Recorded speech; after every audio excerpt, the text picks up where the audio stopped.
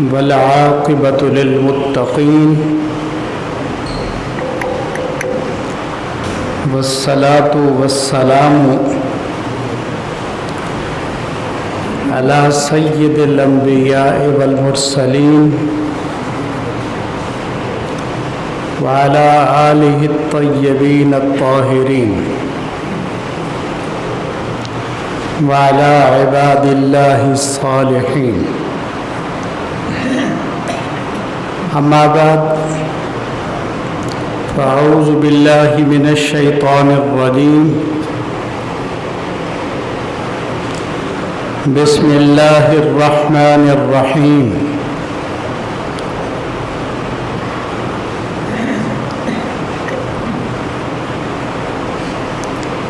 فلما أسلم وتله للجبين وناديناه أن يا إبراهيم قد صدقت الرؤيا إنا كذلك نجزي المحسنين. قال النبي صلى الله عليه وسلم سمنوا زهاياكم وهو على الصراط متاياكم. اللهم صل على سيدنا ومولانا محمد وعلى آل سيدنا ومولانا محمد وبارك وسلم. عزیزان مکرم، حاضرین محترم، عید الاضحیٰ کو بالکل تھوڑا وقت رہتا ہے، وہ مہمان آنے والا ہے. یہ عید الاضحیٰ کا دن یوم الضیافہ ہے، مہمانی کا دن ہے. اللہ کی طرف سے بندوں کی مہمانی، میزبانی. اس لیے میں اس مناسبت سے کچھ ضروری مسائل قربانی کے متعلق بیان کرنے کی کوشش کروں گا، اور اس سے پہلے میں ایک بات سے اس تقریر کا، اپنی بات کا آغاز کرتا ہوں. ابراہیم علیہ السلام نے خواب دیکھا. خواب یہ دیکھا، انی ارا فی المنام، میں نے خواب میں دیکھا، انی اذبحک، میں تجھے ذبح کر رہا ہوں. اس کی کیا وجہ ہے کہ نبی کو خواب آیا؟ اللہ ویسے بھی فرما دیتے کہ اپنے بیٹے کو ذبح کر دو، لیکن اللہ نے بذریعہ خواب، 3 رات یہ خواب آیا اور بیٹے سے فرمایا فانظر ماذا ترى، کیا ارادہ ہے آپ کا بیٹا؟ میں نے یوں خواب دیکھا ہے. آپ کی عمر یعنی حضرت اسماعیل علیہ السلام کی عمر 8 سال یا اس سے کچھ زیادہ. اتنے عمر کے بچے کو کیا شعور ہوتا ہے؟ وہ یوں بھی کہہ سکتے تھے ابا خواب ہی تو ہے، بھلا اپنے بیٹے کو بھی کوئی ذبح کرتا ہے. لیکن نبی کا خواب سچا ہوتا ہے، اور یہ بچہ حضرت اسماعیل علیہ السلام بھی نبی بننے والے تھے. فرمایا فانظر ماذا ترى، ابا جو کچھ آپ نے دیکھا ہے کر ڈالو نا. مشورے کا کیا معنی کہ بیٹا میں نے خواب دیکھا ہے، کرو.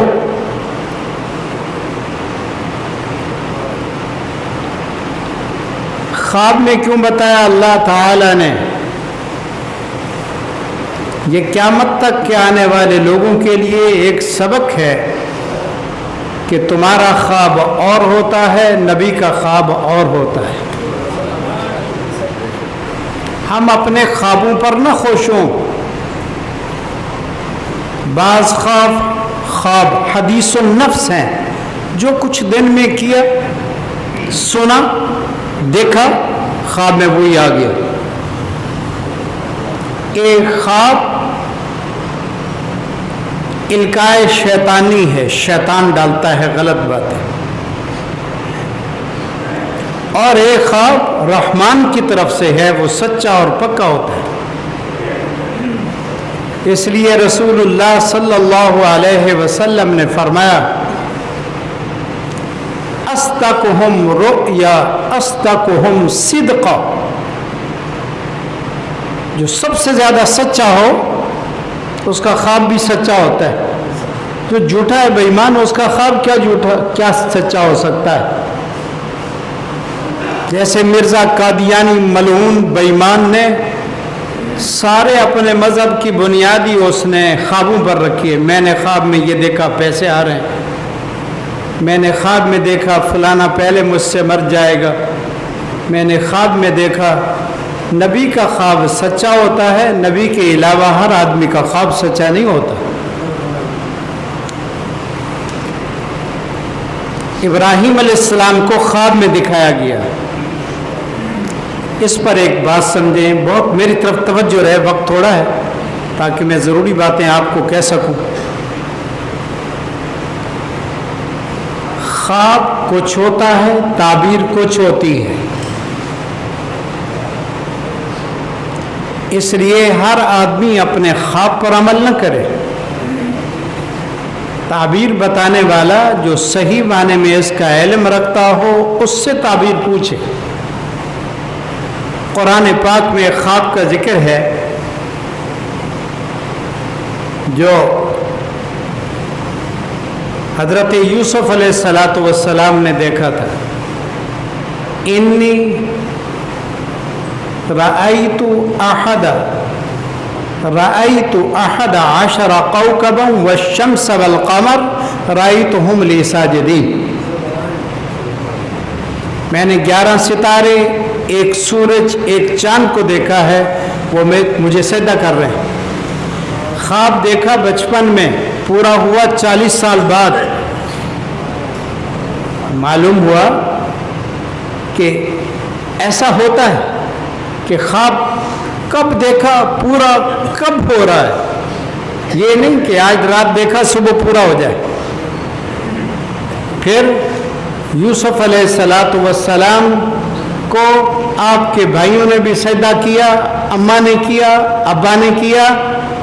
اس وقت کی شریعت میں یہ سجدہ تحیہ ہے، یہ جائز تھا۔ تو حضرت یوسف علیہ السلام نے فرمایا ھذا تأویل رؤیای من قبل، جی یہ خواب کی تعبیر ہے۔ بلکہ یعقوب علیہ السلام نے فرمایا یہ جو خواب تو نے دیکھا تھا بیٹا، یہ اس کی تعبیر ہے۔ تو نبی کا خواب سچا ہوتا ہے۔ باقیوں کے خواب میں 3 قسمیں، سارا دن کا جو منظر ہے وہ خواب میں نظر آیا، یا شیطانی غلط خواب، یا رحمانی خواب۔ رحمانی خواب اس کا سچا ہے جس کی بات سچی ہے۔ خواب میں کچھ دیکھا، تعبیر کچھ ہے۔ اس میں 2 واقعے نقل کرتا ہوں۔ شاہ عبدالعزیز رحمت اللہ علیہ کی خدمت میں ایک آدمی ہے، اس نے کہا میں نے خواب میں دیکھا ہے کہ میرے بستر کے نیچے آگ ہے۔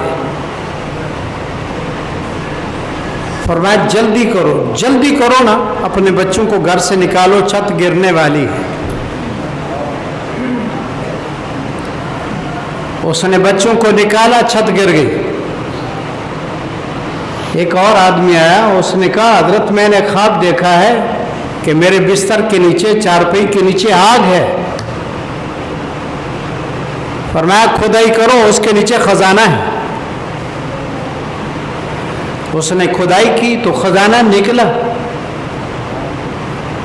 تو ساتھی نے عرض کیا حضرت ایک کا مکان گروا دیا اور ایک کو کا خزانہ ہے, یہ کیا ہے؟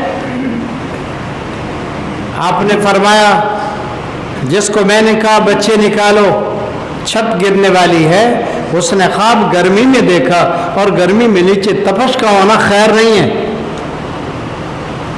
اور جس کو میں نے کہا نیچے خزانہ ہے, اس نے خواب سردی میں دیکھا اور سردی میں نیچے تپش کا ہونا خیر ہے.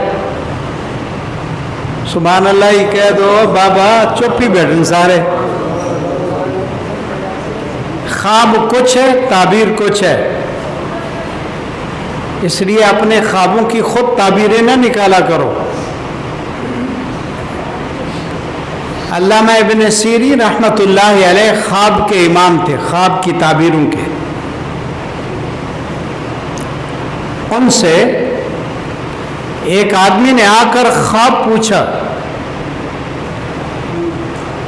حضرت میں نے خواب دیکھا ہے کہ میں انڈا کھا رہا ہوں, زردی کو پھینک دیتا ہوں, سفیدی کو کھا لیتا ہوں, یہ خواب ہے.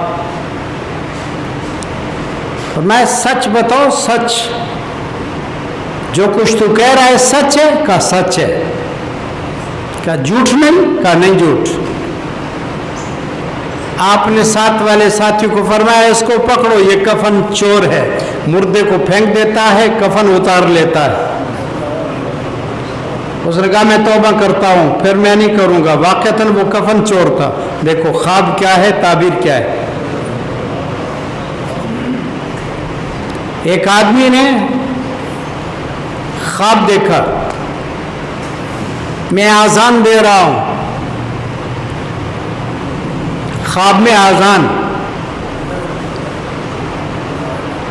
فرمایا یہ چور ہے, پکڑو اس کو.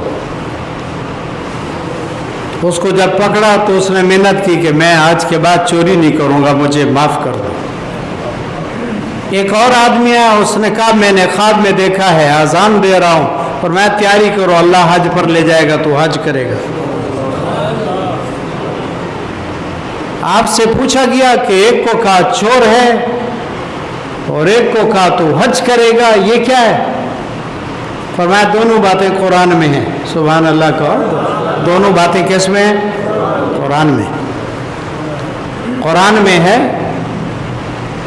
یوسف علیہ السلام کے بھائی جب گئے تھے حضرت یوسف علیہ السلام سے گندم اور اناج لینے کے لیے, تو ایک پیالہ انہوں نے حضرت بنیامین کے سامان میں رکھ دیا تھا.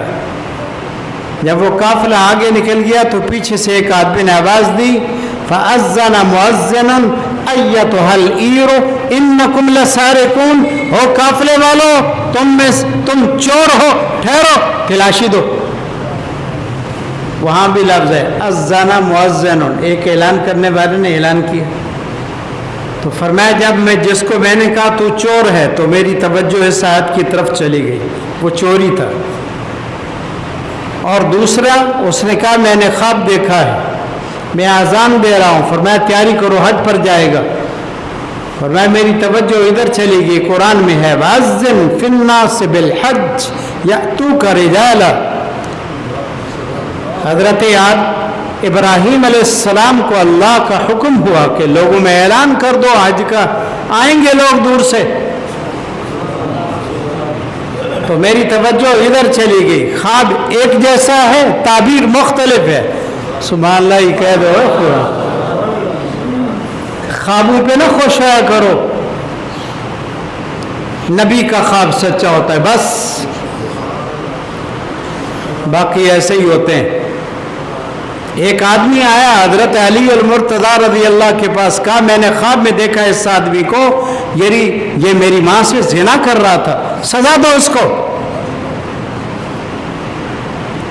حضرت علی المرتضیٰ رضی اللہ نے اس کو کھڑا کیا دھوپ پر, اور دھوپ میں کھڑا ہونے سے سایہ زمین پر گرتا ہے.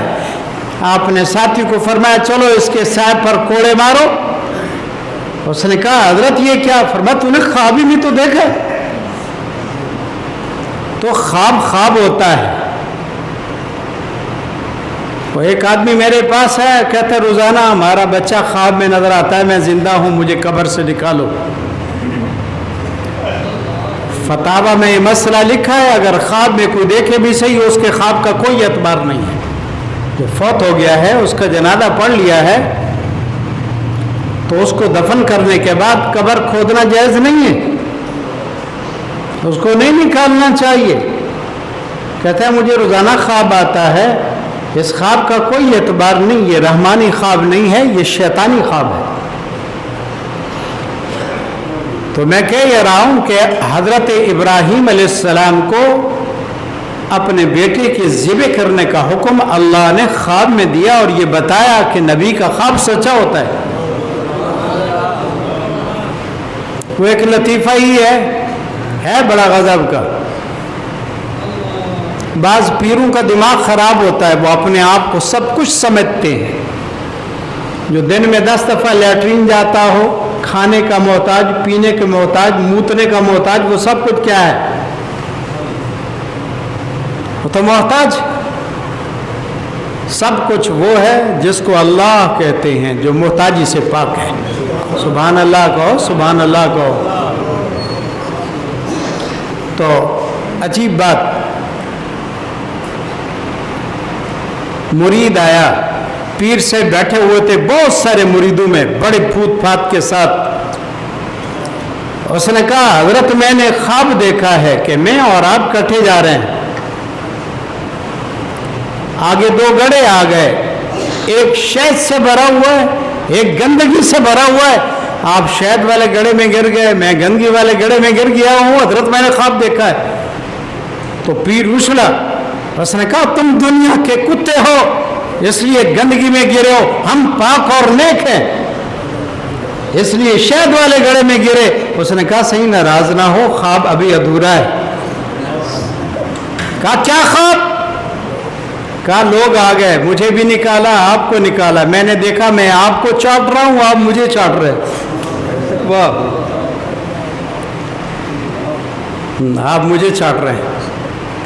तो ख्वाबों पर ना खुश हुआ करो, ये और बात है।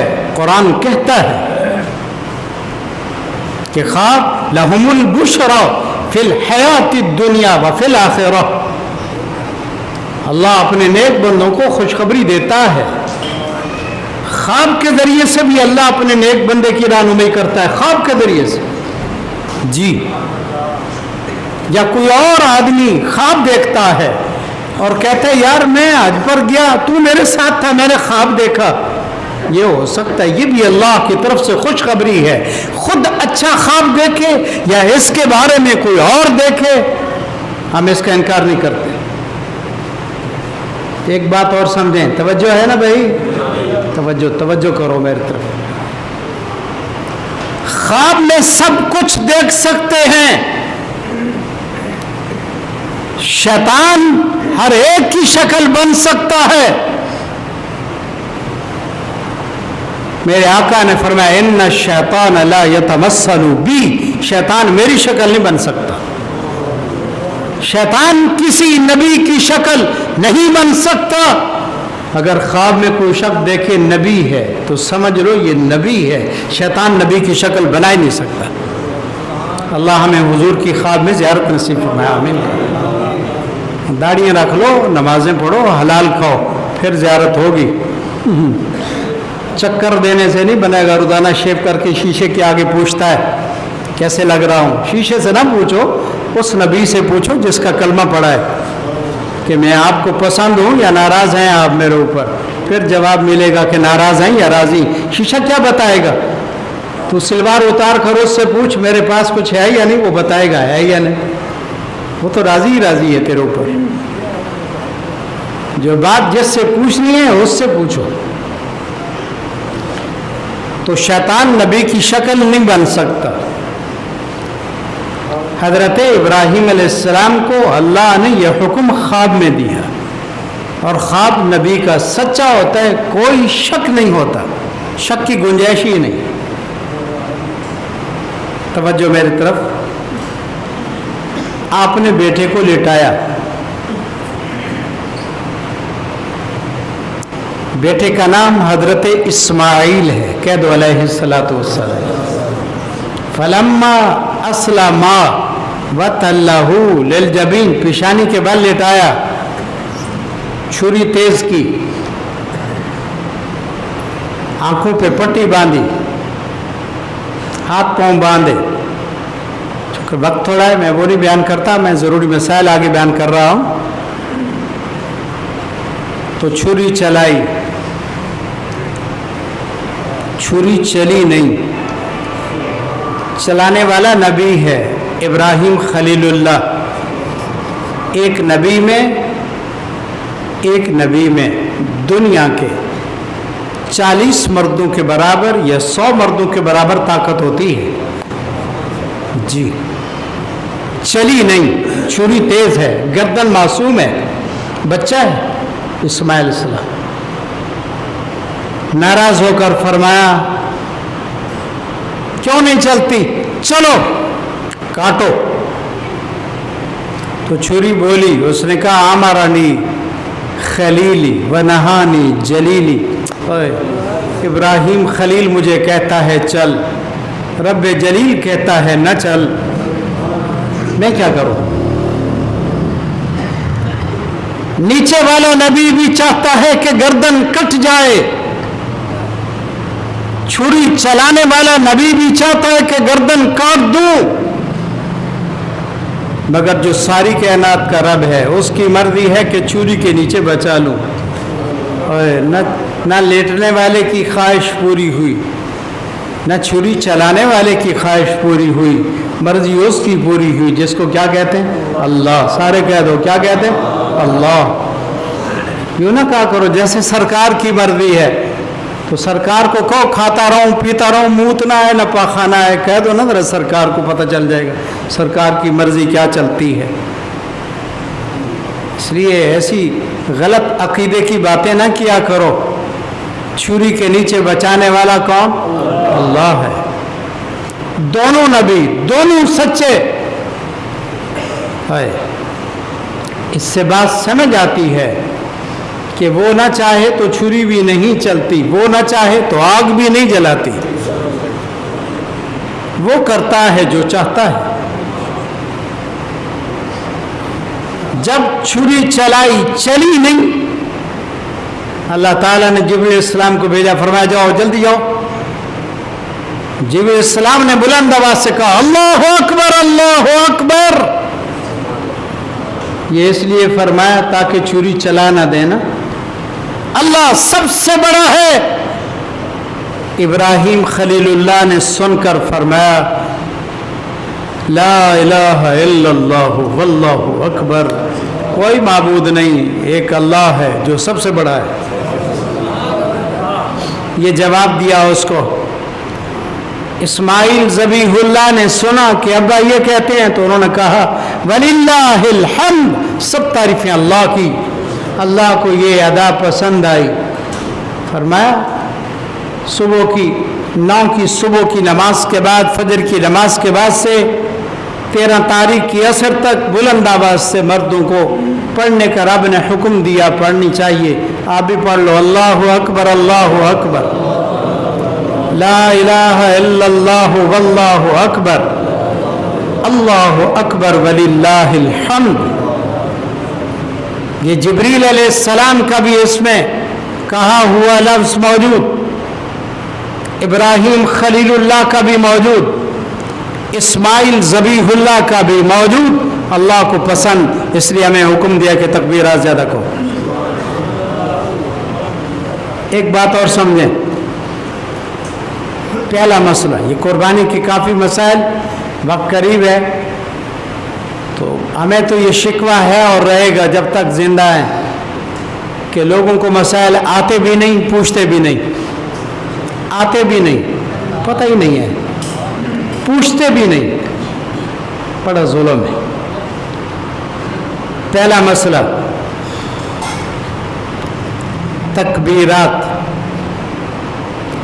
حدیث میں آتا ہے میرے آقا صلی اللہ علیہ وسلم نے فرمایا ان 10 دنوں میں تکبیر، تسبیح، تحلیل، تحمید یہ زیادہ کرو۔ تکبیر اللہ اکبر یہ سارے 10 دنوں میں یہ زیادہ پڑھو. تحمید الحمدللہ یہ زیادہ پڑھو. تحلیل لا الہ الا اللہ زیادہ پڑھو. اور تحمید الحمدللہ تسبیح سبحان اللہ. میرے آقا صلی اللہ علیہ وسلم نے فرمایا یہ کلمات ان دنوں میں زیادہ پڑھو. تو چلتے پھرتے آدمی کو سبحان اللہ الحمدللہ اللہ اکبر لا الہ الا اللہ زیادہ پڑھنا چاہیے. پڑھو گے نا انشاءاللہ. یہ پہلا مسئلہ کہ ان 10 دنوں میں یہ عبادات یہ تلاوت یہ ذکر اذکار زیادہ کرنے ہیں اور زیادہ کرنے کا حکم ہمارے نبی صلی اللہ علیہ وسلم نے ہمیں دیا ہے. علماء نے لکھا ہے کہ گھر میں لکھ کر لگا دو. بچوں کو کہو کہ بیٹا یہ کیا لکھا ہوا ہے اس کو پڑھو نا. ان دنوں میں یہ کلمات یہ الفاظ زیادہ پڑھے جائیں. دوسرا مسئلہ عید کی راتیں. خوب توجہ. میرے آقا صلی اللہ علیہ وسلم نے فرمایا جو شخص اللہ کی رضا کے لیے عید کی راتوں میں جاگے گا. یہ جاگنا نہیں کہ بازار میں چھرے بگدے خریدتے رہو, یہ نہیں. ٹی وی دیکھتے رہو, لوگوں کے بکرے چھترے دیکھتے رہو.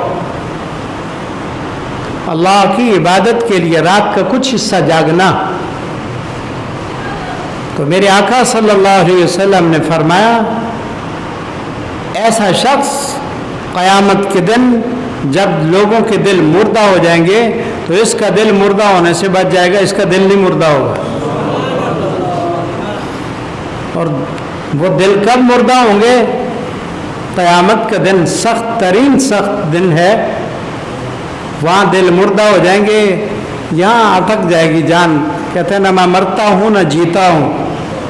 جو عید کی راتوں کو اللہ کے لیے عبادت میں خرچ کرے گا اللہ تعالیٰ اس کو قیامت کے دن جب دل مردہ ہو گئے بچا دے گا. اور ایک حدیث میں آتا ہے 5 راتیں ہیں جو ان راتوں میں عبادت کرے گا. ایک ان میں عید الفطر کی رات ہے, ایک عید الاضحیٰ کی رات ہے, ایک شب برات کی رات ہے. اس طرح اور بھی 2 راتیں شب قدر کی رات ہے. 5 راتیں گنی میرے آقا نے جو ان راتوں میں جاگے گا قیامت کے دن. میرے آقا نے فرمایا میرے ذمہ واجب ہے, جنت ان کے لیے واجب ہے, جنت ان کے لیے واجب ہے. راتوں کو برباد مت کرو, راتوں کو عبادات میں گزارنے کی کوشش کرو. بلکہ حدیث میں تو بہت آسان بات ہے, عشاء کی نماز جماعت سے پڑھو, آدھی رات عبادت کا ثواب. صبح کی نماز جماعت سے پڑھو, باقی رات عبادت کا ثواب. 2 نمازیں جماعت سے پڑھی, ساری رات عبادت کا ثواب. سبحان اللہ. یہ 2 مسئلے یاد رکھو گے انشاءاللہ. پہلے میں نے کہا ان 10 دنوں میں یہ تکبیرات یہ چیزیں زیادہ پڑھو. دوسرا میں نے بتایا کہ عید کی راتوں کو جاگو, عبادت کے لیے خاص کرو, ان کو برباد مت کرو. 2 مسئلے. تیسرا مسئلہ تکبیرات تشریق. توجہ میری طرف رہے.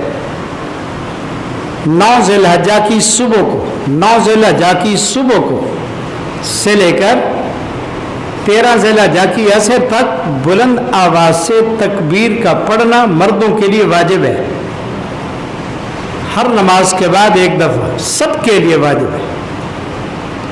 جماعت سے نماز پڑھے پھر بھی, اکیلا پڑھے پھر بھی. اور عورتوں کے لیے بھی واجب ہے. فرق اتنا ہے کہ مرد بلند آواز سے پڑھے 1 دفعہ اور عورتیں آہستہ آواز سے پڑھیں تکبیرات. یہ 9 تاریخ سے لے کر 13 کی عصر تک.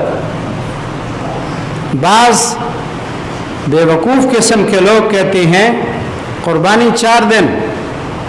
بھئی دلیل؟ کہتے ہیں دلیل یہ ہے کہ 10 ذی الحجہ 11 12 13 4 دن ہم تکبیرات ہر نماز کے بعد پڑھتے ہیں تو قربانی 4 دن. تو اس اللہ کے بندے کو سمجھایا جائے کہ جناب آپ کا دماغ درست نہیں ہے, پھر تو قربانی 5 دن ہونی چاہیے، کیونکہ 9 کی صبح سے ہم نے تکبیرات پڑھنی شروع کی ہے نا، پھر 4 دن کیوں کہتے ہو؟ تکبیریں تو ہم نے 9 کو شروع کی، اس لیے قربانی کے 3 دن ہیں، 4 نہیں ہیں۔ جو کہتا ہے 4 وہ غلط ہے، جھوٹا ہے، کوئی دلیل نہیں ہے اس کے پاس۔ تو میں عرض کر رہا تھا تکبیرات تشریق واجب ہے، مرد بلند آواز سے، عورت آہستہ آواز سے ہر نماز کے بعد کہیں گے۔ کہو گے انشاءاللہ؟ چوتھا مسئلہ، ان 10 دنوں میں روزے رکھنے چاہیے۔ اللہ توفیق دے، موسم بہتر ہے، روزے رکھو۔ ایک روزے کا ثواب 1 سال کے روزے کے برابر، ایک روزے کا ثواب 1 سال کے برابر۔ اور جو رات کو جاگے، میرے آقا صلی اللہ علیہ وسلم فرمایا شب قدر کے برابر جاگنے کا ثواب ہے۔ تو آج 5 ہو گئی ہے، باقی کتنے دن رہ گئے ہیں؟ ہمت کرو نا، روزے رکھو۔ اور میرے آقا صلی اللہ علیہ وسلم نے یہ بھی فرمایا کہ جو 9 ذی الحجہ کا روزہ رکھے، یعنی قربانی سے پہلے ایک دن، قربانی ہونی ہے انشاءاللہ بدھ والے دن، تو منگل کے دن جو روزہ رکھے، یہ 9 ذی الحجہ کا دن ہے، یوم العرفہ کہتے ہیں۔ جو ایک روزہ رکھے تو رسول اللہ صلی اللہ علیہ وسلم نے فرمایا میں اللہ سے امید رکھتا ہوں 1 سال آئندہ، 1 سال پچھلے، اللہ 2 سال کے گناہ معاف کر دے گا۔ روزہ رکھو۔ بعض بیچارے ان پڑھ وہ دروازے بجاتے ہیں، لوگوں کو کہتے ہیں حج دھمائے حج۔ اقبال بڑا بے حیا ہے، سارا سال کبھی گیلا ہوتا ہی نہیں، حج والے دن نہ ہو تو وہ گیلا ہوتا ہے، نہ ہو کوئی شریعت کا مسئلہ نہیں ہے۔ اگر ایک بال بھی سوکھا رہ جائے تو نماز ہی نہیں ہوتی، اس کا معنی ہے سارا سال کی نمازیں گئی ہو اس کی۔ کیوں الٹے سیدھی باتیں کرتے ہو خدا کے نیک بندو؟ میرے آقا نے فرمایا روزہ رکھو، 2 سال کے گناہ معاف ہوتے ہیں۔ رکھو گے انشاءاللہ؟ ایسا ایسا کہتے ہو رکھو گے؟ نہیں مرتے۔ روزہ رکھنا حدیث میں آتا ہے سومو تصحو، روزہ رکھو صحت ملتی ہے۔ یہ ٹینکی چھوٹی ہوتی ہے، وہ ہر وقت اس میں ڈالتے رہیں تو بندہ پریشان رہتا ہے، تو روزہ رکھنے سے صحت ملتی ہے۔ 9 ذی الحجہ کا روزہ، 5 دن روزہ رکھنا حرام ہے۔ کتنے دن؟ بولو بولو، کتنے دن؟ حرام ہے۔ 10 ذی الحجہ، 11، 12، 13، 4 دن تو یہ ہو گئے، اور عید الفطر کا دن 4 اور 1 کتنے ہوئے؟ بولو بولو، کتنے ہو گئے؟ 5 دن روزہ رکھنا حرام ہے۔ جو لوگ کہتے ہیں عید والے دن روزہ ہے جی ہمارا، قرآن کہتا ہے ثم اتموا الصیام الی اللیل، روزہ ہوتا ہے رات تک، تو اس نے تو قربانی کے گوشت کے وقت روزہ ختم کر دیا ہے۔ روزہ نہیں ہے، یہ مہمانی کا دن ہے۔ صرف شریعت کا یہ حکم ہے کہ اگر بہتر ہے کہ قربانی والی دن اپنے کھانے کا آغاز قربانی کے گوشت سے کرو، شوگر کا مریض ہے، بیمار ہے، کوئی اور دکھ ہے، پہلے بھی کھا سکتا ہے، کوئی حرج نہیں۔ بہتر ہے کہ اپنے کھانے کا آغاز اس کے گوشت سے کرے۔ تو یہ روزہ کہاں ہوا؟ روزہ نہیں ہے، اس کو روزہ کہنا بھی نہیں چاہیے۔ ان 5 دنوں میں روزہ رکھنا حرام ہے۔ خیال کرو گے انشاءاللہ؟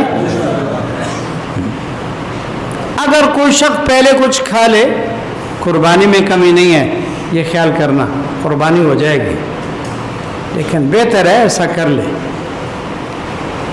ایک اور مسئلہ، قربانی کے جانور یا جو جانور ہو اس کے سامنے چھری کو تیز کرنا میرے آقا نے منع فرمایا۔ کیا کہا میں نے؟ جانور کے آگے چھری کو تیز کرنے سے میرے آقا نے منع فرمایا۔ خیال کرو، خیال دین ہے، خالی بین نہ بجاؤ۔ نبی رحمت للعالمین ہے، इंसानों के लिए भी रहमत है, जानवरों के लिए भी रहमत है। एक आदमी को देखा हुजूर सल्लल्लाहु अलैहि वसल्लम ने कि बकरी को गिराया हुआ है और अपना घुटना उस पर रखा हुआ है और छुरी को तेज कर रहा है, तो बहुत नाराज हुए। मेरे आका ने फरमाया तूने 2 दफा इसको मौत दे दी, पहले ही जान निकाल ली इसकी, फिर तो इसके सामने छुरी को तेज करता है, पहले क्यों नहीं कर ली? तो छुरी को तेज पहले कर लेना चाहिए और जानवर को के सामने छुरी को तेज न किया जाए। जानवर बोल नहीं सकता लेकिन सुनता भी है, देखता भी है। इसका भी ख्याल करोगे इंशाअल्लाह। और ये भी मेरे आका सल्लल्लाहु अलैहि वसल्लम ने फरमाया जानवर को जानवर के सामने ज़िबे ना करो। क्या कहा मैंने? जानवर को जानवर के सामने ज़िबे ना करो।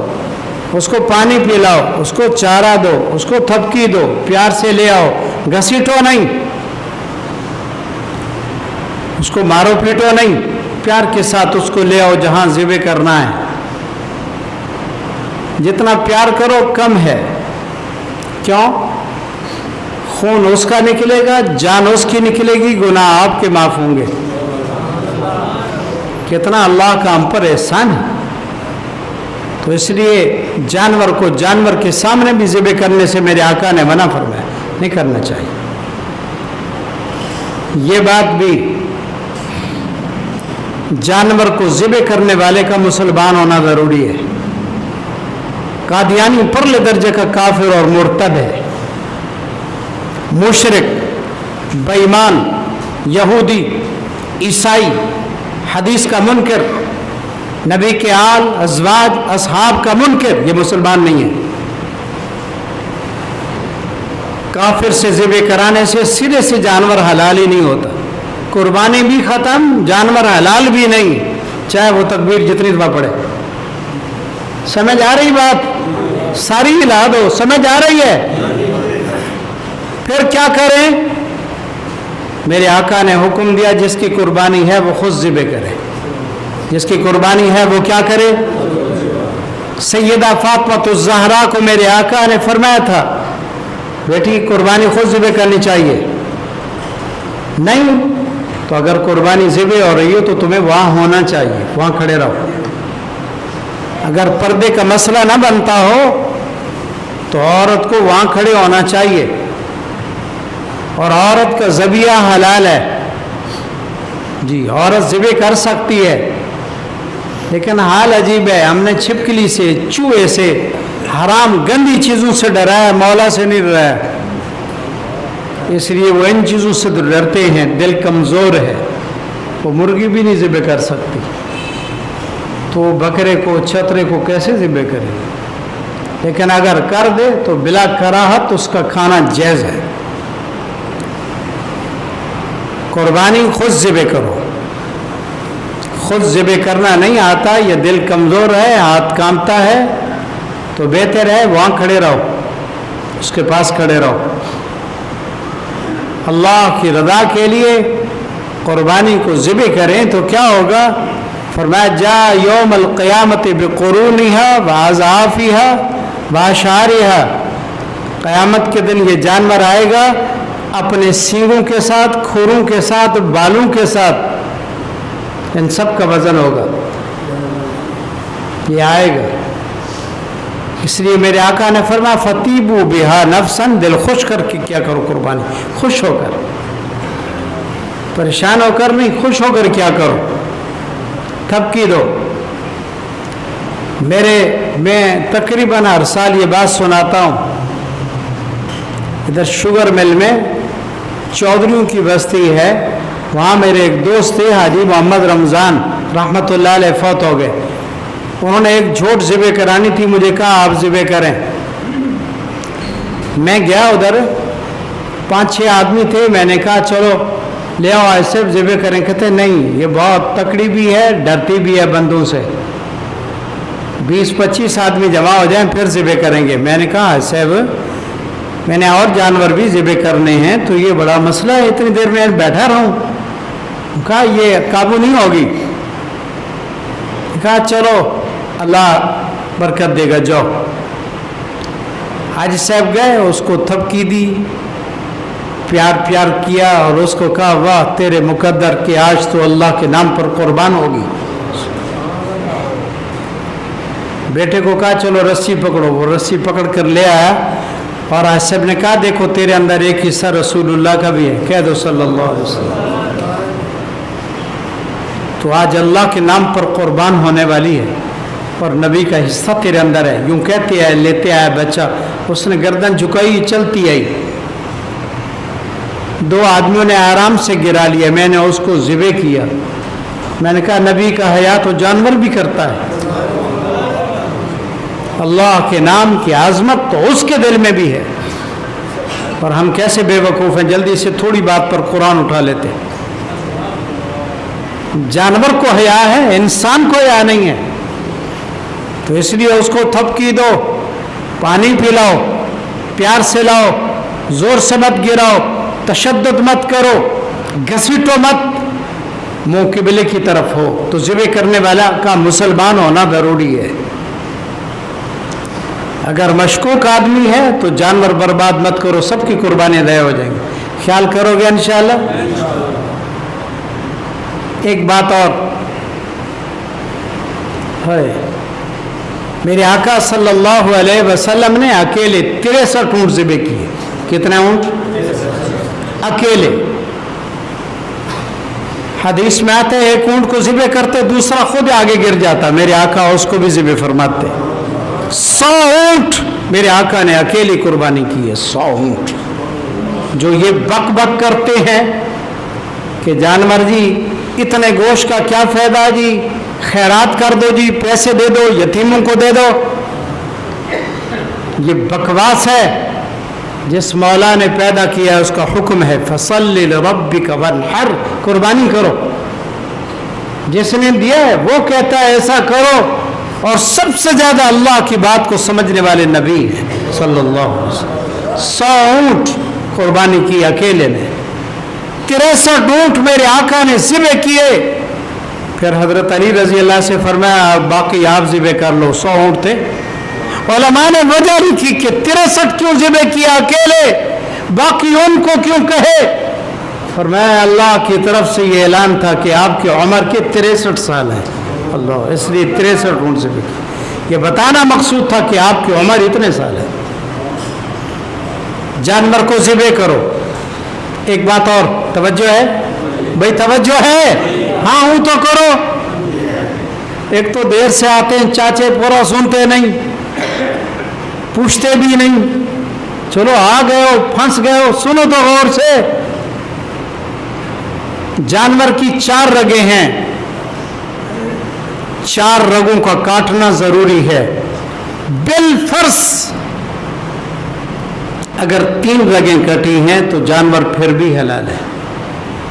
2 दाएं बाएं हैं, एक वो नरगट है उसको भी काटो, 2 उसकी दाईं तरफ, 2 बाईं तरफ, ये 4 रगें हैं। बेहतर है चारों काटो। और बाज बेवकूफ जानवर को ज़िबे करने के बाद फिर उसको छुरा मारते हैं कि अंदर जो आराम मग़ज़ वाली वो रग है उस पर मारते हैं। ये जुल्म है जानवर पर और नाजायज़ है, उस रग को काटने की भी इजाज़त नहीं है। जानवर हलाल हो जाता है 4 रगें काटने से बस। अगर 3 कटी हैं हलाल है। बिस्मिल्लाह अल्लाहु अकबर ये पढ़कर ज़िबे कर दे। क्या पढ़े? अगर और दुआ आती है तो पढ़ ले पहले, इन्ना सलाती व नुसुकी व महयाय व ममाती लिल्लाहि रब्बिल आलमीन। ये दुआ अगर आती है पढ़ ले, नहीं आती तो यूं कहे ऐ अल्लाह ये कुर्बानी तेरे लिए है, तूने मुझे दी है, मैं तेरे लिए करता हूँ, कबूल फरमा। जैसा कि हज़रत इब्राहीम अलैहिस्सलाम की कुर्बानी को कबूल किया और हज़रत मोहम्मद सल्लल्लाहु अलैहि वसल्लम की कुर्बानी को कबूल किया, मेरी कुर्बानी भी कबूल कर। तो ये क्या मुश्किल लफ्ज़ है। बाबे को मोबाइल के नंबर तो याद हैं, इंग्लिश के लफ्ज़ भी आते हैं, मिस कॉल, बैलेंस, ये कौन सी उर्दू की ज़ुबान का लफ्ज़ है। तो बाबे को ये नहीं आता अल्लाह कबूल कर, जैसे उस नबी की मेरी भी कर, ये क्या मुश्किल है। تو ذبح کرنے والے کا مسلمان ہونا ضروری ہے. اگر کافر بے ایمان ذبح کرے گا تو قربانی تو کیا ہونی ہے، جانور کا گوشت کھانا بھی حرام ہے. اور یہ دعا پڑھنی ہے. اس کے بعد جو لوگ کرائے پر آتے ہیں جانور کو بنانے کے لیے تو کوشش کرتے جلدی کھال اتاریں. حدیث میں منع ہے، جانور کو ٹھنڈا ہونے دو، اس کے بعد اس کا چمڑا اتارو. ابھی وہ بیچارہ تڑپ رہا ہے اور تم کھال اتار رہے ہو، یہ زیادتی ہے جانور کے ساتھ اور یہ حرام ہے. اس کے بعد ایک کام اور، جانور کے ٹھنڈا ہونے کے بعد اس کی کھال احتیاط سے اتارو اور کھال کو کیا کرو، شریعت نے اس کو اجازت دی ہے کہ جس کی قربانی ہے وہ کھال اپنے کام میں لگا سکتا ہے، چاہے مالدار ہے چاہے غریب ہے. کتابوں کی جلدیں بنوائے، مشکیزہ بنوائے، جوتی بنوائے اور کام میں لگائے، اجازت ہے اس کی. اور اگر بیچے تو اس کے پیسوں کو صدقہ کرنا ضروری ہے. وہ خود نہیں خرچ کر سکتا اور مالدار کو نہیں دے سکتا، غریب کو دینا ضروری ہے.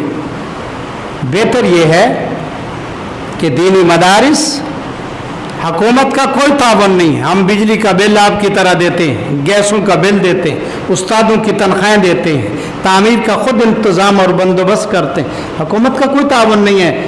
وہ تو اللہ کے بندے چاہتے ہیں کہ یہ سب کچھ ادھر چلا جائے، لیکن قیامت تک قرآن رہے گا. کہو انشاءاللہ.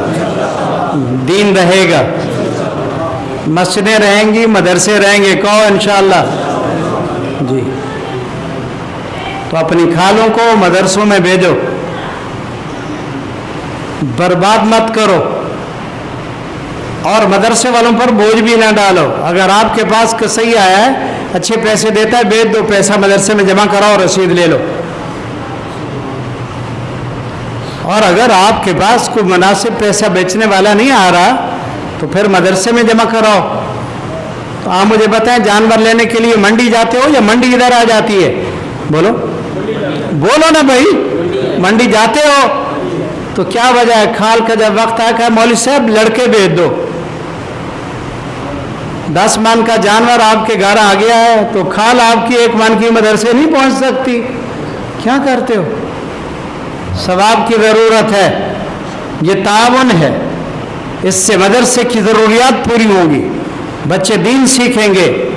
آپ کی معمولی اس تعاون سے اللہ راضی ہو جائے گا تو بیڑا پار ہو جائے گا. تو قربانی کے کھالوں کو برباد مت کرو، مدرسوں میں پہنچاؤ. مولانا فضل الرحمان صاحب کا مدرسہ جامعہ قاسمیہ، حکومت کی طرف سے ان کو کھالیں جمع کرنے کی اجازت مل گئی ہے تو آپ دیں ادھر. لیکن اس سے یہ بھی نہ سمجھو کہ ہم باقی مدرسوں سے منع کر رہے ہیں، سب دین کا کام کرنے والے ہیں. جہاں دل چاہے دو، لیکن عزت کے ساتھ دو، خود جا کر دو. اگر بکتی ہے تو بیچو، پیسے جمع کرو. کرو گے خیال انشاءاللہ؟ ایک بات اور بھی سمجھو، میں کہتا ہوں پوچھتے نہیں مسائل، اس کو اچھے طریقے سے یاد کرو. بعض لوگ کسائی جو جانور بناتا ہے کھال اس کو دے دیتے ہیں، سری پے بھی اس کو دے دیتے ہیں، کہتے ہیں تیری مزدوری. بالکل حرام ہے، حرام حرام. جو اس سے پیسے طے ہوئے اس کو پیسے دو.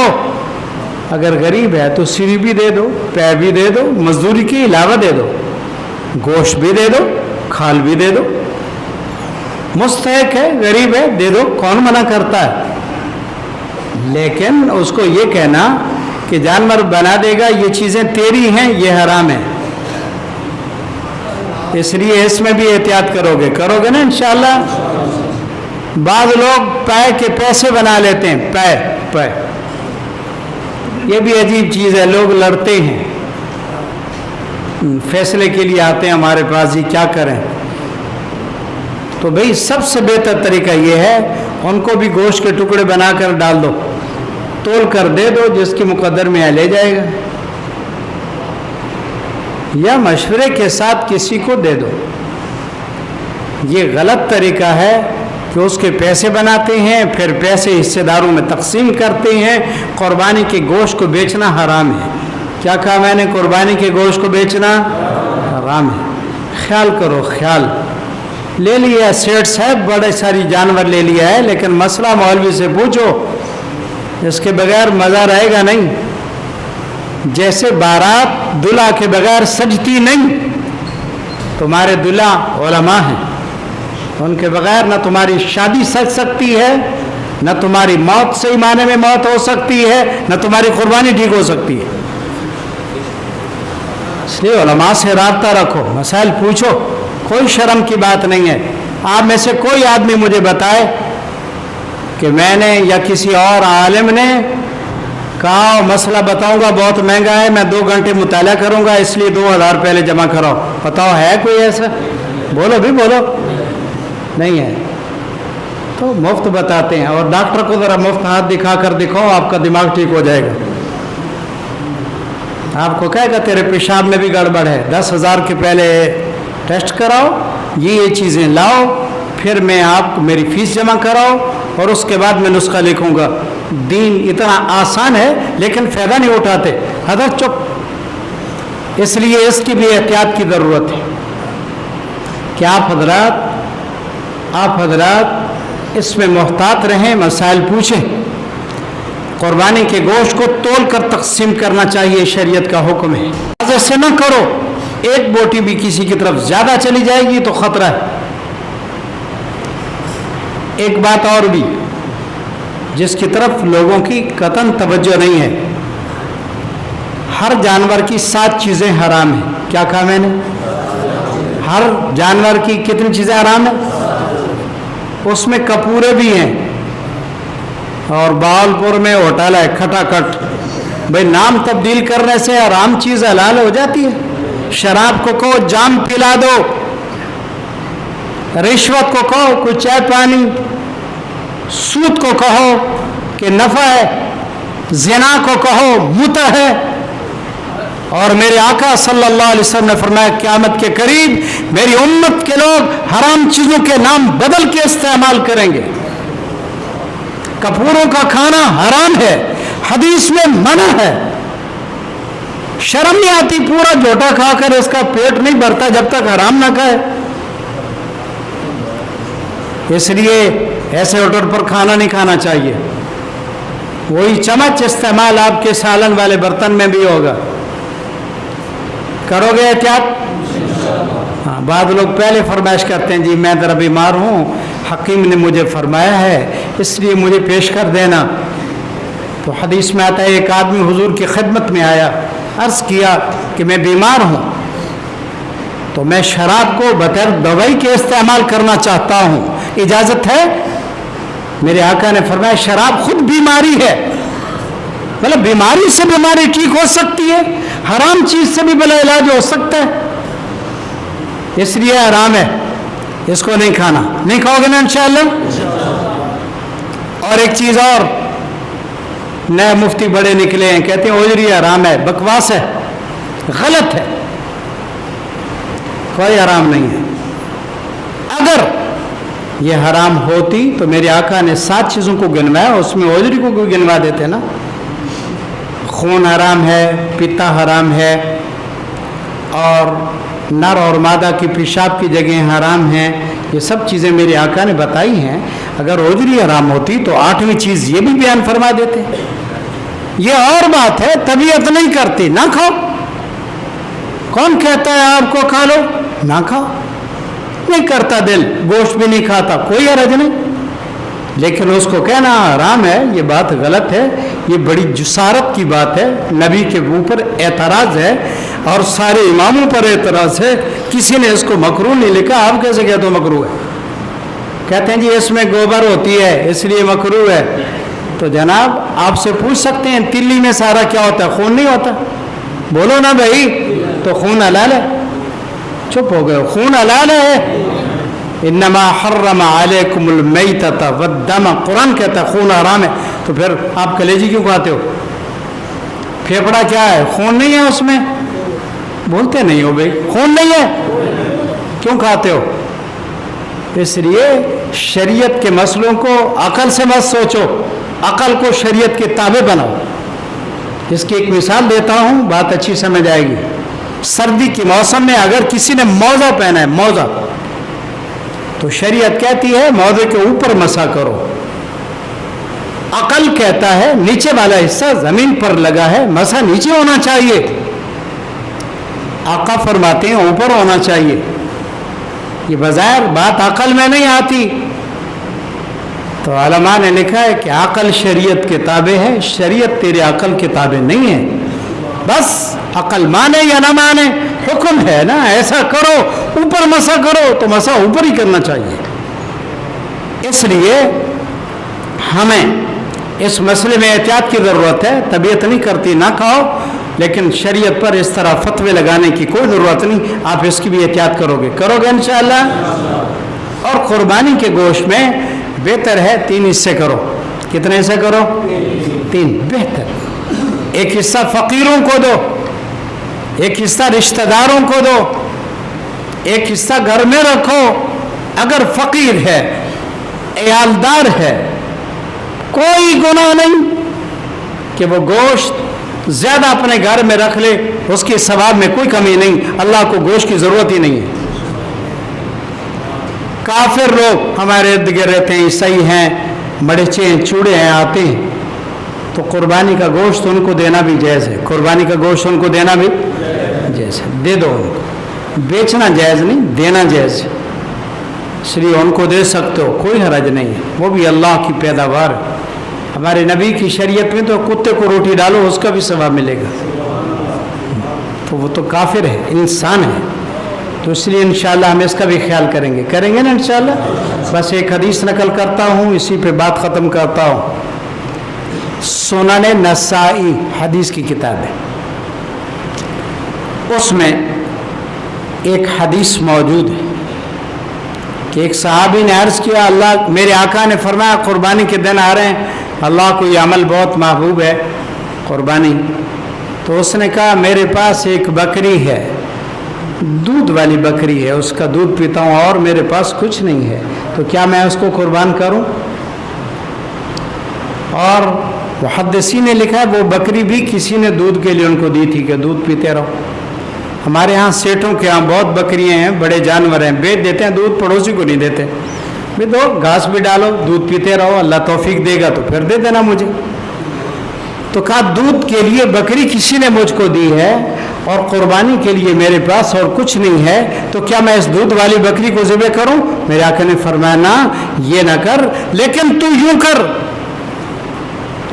कि कुर्बानी वाले दिन अपने नाखून कटवाओ, मूछें अपनी कटवाओ, अपने बालों को बनवाओ, ज़ेर नाफ के बाल उतरवाओ, अल्लाह तुझे भी कुर्बानी का सवाब अता कर देगा।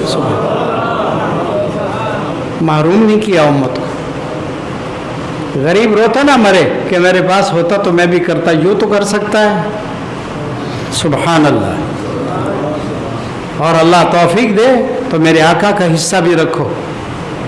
और ये बात भी साथी ने पहले कुछ वक्त पहले पूछी थी, मैं उसकी वजाहत भी कर देता हूँ कि अगर कोई शख्स रसूलुल्लाह सल्लल्लाहु अलैहि वसल्लम का हिस्सा रखता है तो गोश्त का क्या हुक्म है? आप बताएं, क्या करे उसको भी? बोलो क्या करें? देखो ना, नहीं पूछते हो, मसाइल ना आते हैं तो बंदे दे पुत्रो पूछा करो, आता नहीं है तुम्हें। अगर कोई शख्स अपने हिस्से के साथ अकीके का हिस्सा रखे, अपनी अम्मा अब्बा का हिस्सा रखे, रसूलुल्लाह सल्लल्लाहु अलैहि वसल्लम का हिस्सा रखे, ये नफली कुर्बानी है।